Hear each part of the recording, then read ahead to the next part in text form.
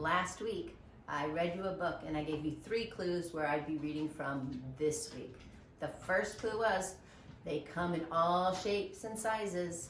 The second clue is they're made of lots of different materials. And the third clue is that they model the birth of Jesus.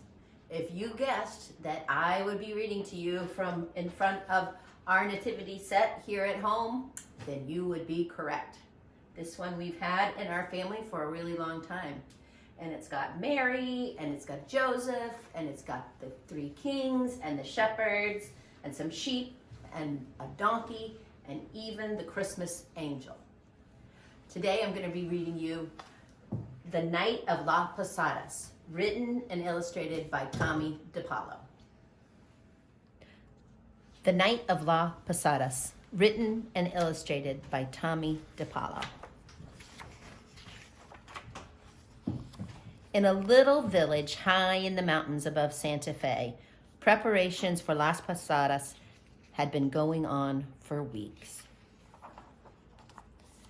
Since Sister Angie was so proud, her niece Lupe and Lupe's new husband Roberto had been chosen to portray Maria and Jose, Mary and Joseph. Sister Angie had been in charge of La Posadas for years and years.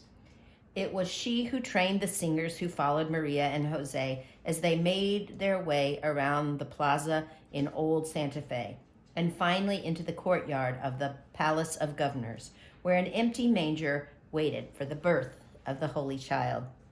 "Now," Sister Angie said, speaking to the 2 men who would play the devils, "here's a picture of what your faces are going to look like."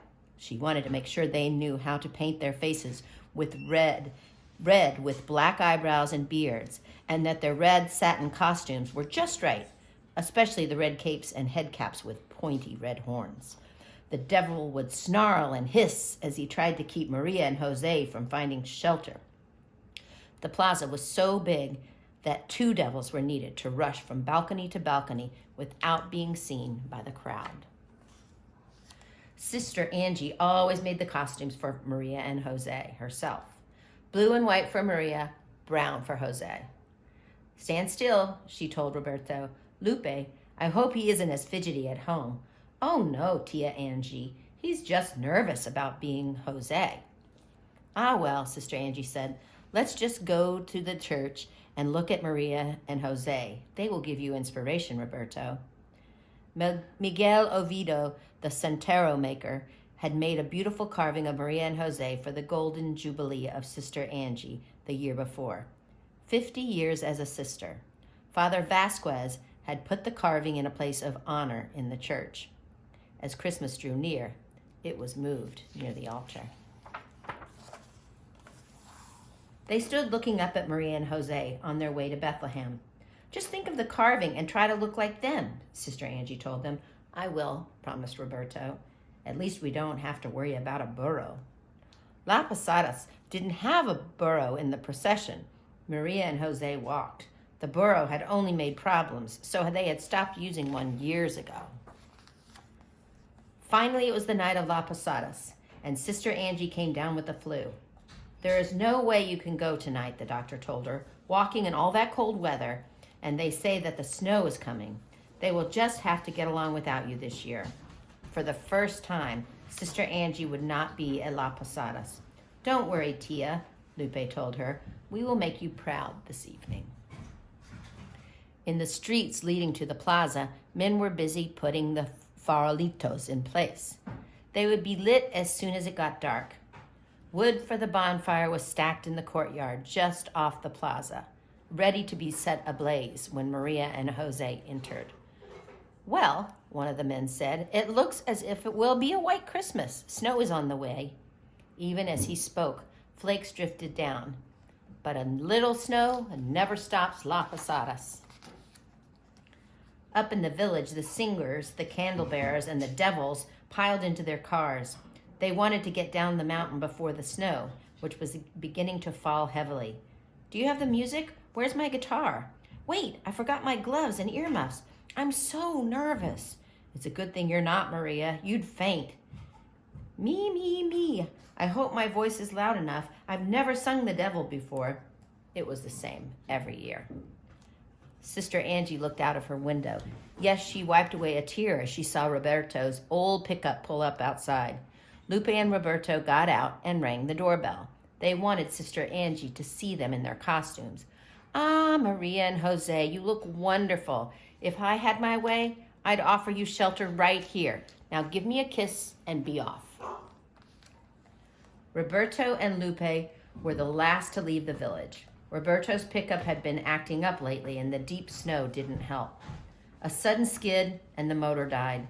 What to do? I'll walk ahead to see if I can help you. Can help, Roberto told Lupe. Wrap up and I'll be back before you know it. Down in the town, everyone had gathered. The snow had tapered off and was falling gently. The farolitos were lit. The plaza looked magical. Where are Lupe and Roberto? Father Vasquez asked. It's almost time to start. The guitars were tuned, the horn player had warmed up, the singers were ready. Even the devils were ready, but no Roberto and Lupe. And everyone knows that you can't have Las Posadas without Maria and Jose. Suddenly, down the street came a young couple. The man was leading a burro, carrying a young woman. We are friends of Sister Angie, the man said. Roberto and Lupe are stuck in the snow on the mountain road, so we've come to take their place. We know what to do, and we thought our burro could be in the procession too. My wife is going to have a baby, and it'd be better for her to ride. Let's go then, Father Vasquez said gratefully. The candle bearers led the way, followed by Maria and Jose. The musicians followed, and then came the singers. Out into the plaza they went. Everyone knew their part, even the burro. They stopped at the first door. Oh, let the holy couple in. Give them shelter. Let Maria rest so that the Holy Child can be born, they sang. Jose knocked with his staff. Maria looked down from the burro and smiled sweetly. But the devil appeared. No, no, don't let them in, he sang out. Look at them. How poor, how wretched. They have no money. The crowd booed and shouted. The procession moved on, knocking on one door after another. Sometimes the devil popped out at them, and the crowd booed even louder. And sometimes they knocked, and no one answered. It was one of the most beautiful La Posadas ever held. Even the young woman playing Maria was about to be a mother, just like the mother of the Holy Child. Perfect. They reached the gates to the courtyard. Once more they sang, asking to be let in. This time, no devil. The gates opened wide. The bonfire blazed, and everyone rushed in. A little pushing and shoving, but that was all right. Everyone wanted to be near the manger. Well, you certainly saved La Posadas, Father Vasquez said, turning to thank the young couple who had taken Lupe and Roberto's place. But they were nowhere to be seen. Maybe they didn't know that they were to sit in the special place near the empty manger. Father Vasquez, we are so sorry to be late. It was Lupe and Roberto calling out as they rushed into the courtyard. Did we ruin everything? No, Father Vasquez said. Sisters Angie's friends were here. They led the procession, but now I can't find them. Go quickly and sit by the manger. What friends? Lupe whispered to Roberto. Sister Angie woke with a start. La Posadas would be over. Everyone would be having their hot chocolate and cookies. The villagers would be back in an hour or two. I hope Lupe and Roberto did well, she thought. Sister Angie was feeling so much better. She looked out the window. The snow had almost stopped. Drifts covered the rooftops and the street below. I'll just go over to the church and light a candle, she said to herself. She bundled up and put the key to the church in her pocket. Sister Angie crossed the street and stood in front of the church. Footprints in the snow on the steps led up to the door. She didn't think too much of it. Maybe some turistas. They came at all hours, expecting the church to be open. Inside the church was dark, except for the candle burning in the front of the Blessed Sacrament. I'll light a candle in front of the carving, she said. She took an unlit candle and struck a match. The candle flared up and settled into a steady glow. Sister Angie knelt down and placed her candle in front of the carving. Oh, Maria, oh, Jose, she prayed, eyes closed. My heart will always be open to you, so that the Holy Child will have a place to be born. Sister Angie opened her eyes. There in front of her, she saw wet footprints leading to the carving. She looked up.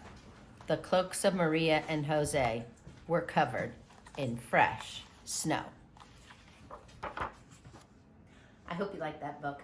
Tommy DePaulo is one of my all-time favorite writers and illustrators. I love how he uses the crayons or oil-based crayons to do such beautiful illustrations. I also love this story because there's a Christmas miracle at the end, and it involves snow.